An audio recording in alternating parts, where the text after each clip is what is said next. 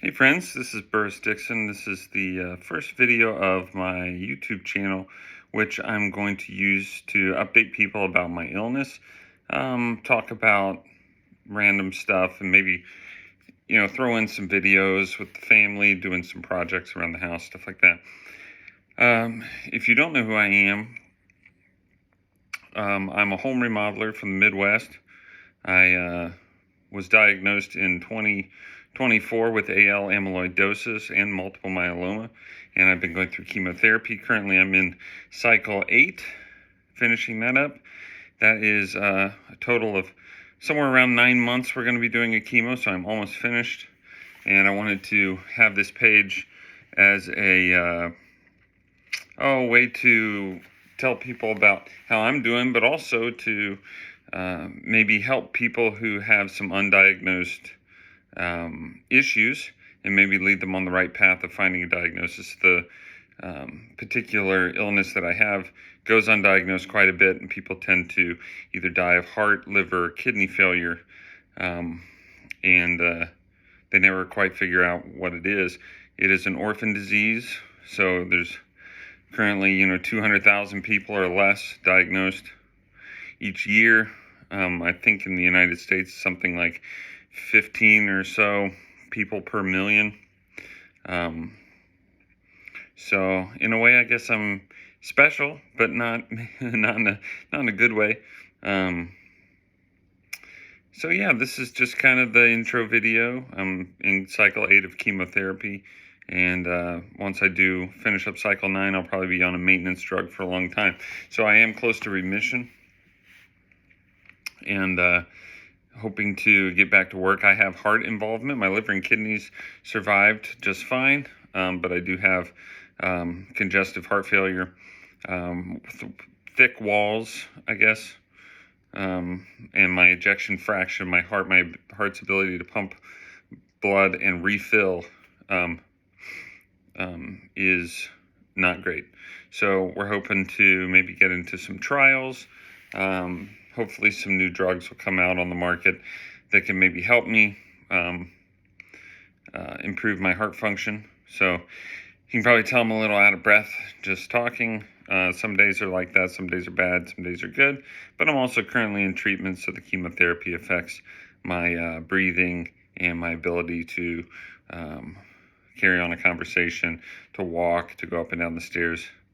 And with the job that I have, or had, I should say, which I'll be going back to, doing home remodeling is very difficult when you run out of breath quite a lot.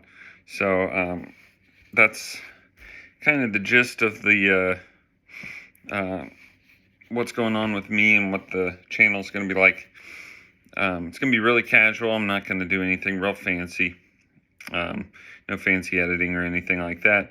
As of right now, just being real with you, talking to you.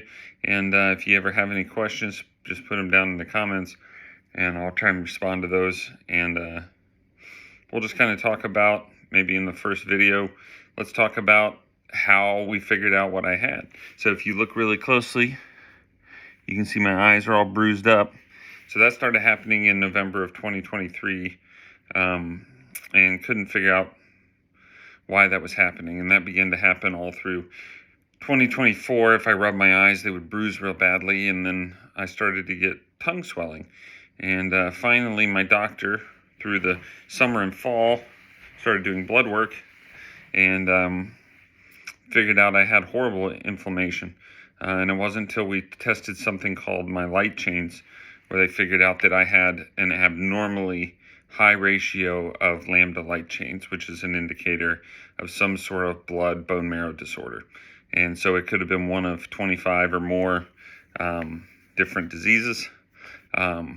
Luckily for me, the one that I have is highly treatable. It's called AL amyloidosis, and the downside is it's incurable as of right now. So I'll have to deal with it the rest of my life, but I could also be in remission after this for decades. I could be in remission for a year. You just don't know.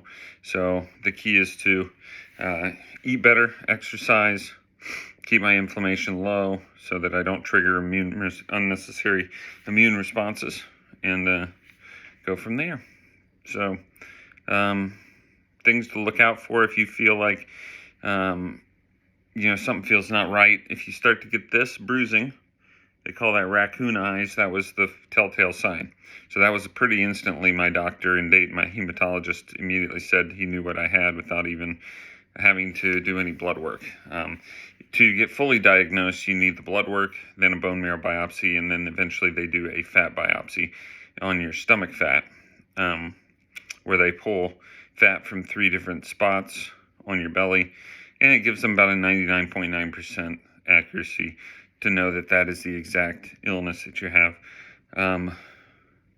So the blood markers, like I said, and then raccoon eyes, something to look for. Fatigue, problems with your heart, liver, kidneys. If you're feeling shortness of breath, anemic, those are all signs. I was feeling like going to sleep at noon. I could only work about half the day before I felt so weak I couldn't hardly do anything. And and that's even improved with the treatments. I'd say I get to about 2 o'clock before I'm like ready to take a nap. But I've gotten much stronger. It just kind of ate away my muscles. I have no fat on my arms. I got skinny little arms now. And I think I lost about close to 20 pounds of muscle. I had been in the gym, an average of 3 days a week, doing 1.5 hour long weightlifting sessions. I was getting real strong, and then it just felt like I plateaued. I couldn't figure out why. I was eating meat, eggs, dairy. I had a high protein, low carb diet. My cholesterol levels, everything was perfect. Most of my blood markers were perfect. It wasn't until we dug deeper that we found things like inflammation. We couldn't figure out why I was so inflamed. So I cut out beer drinking and some other things, and it didn't help. And that's when we sort of figured out it was some sort of disorder. So very lucky my doctor was on it. She diagnosed me pretty quickly, or not diagnosed me, but got the blood work pretty quickly and sent me off to a hematologist right away, who diagnosed me quickly and had me in treatment within a week or 2 of diagnosis. So we'll talk about on this channel, probably talk about like things that can help you with insurance, with trying to figure out whether or not you should work or not work, what it's like to get chemo like this. As you can see, I still have my hair.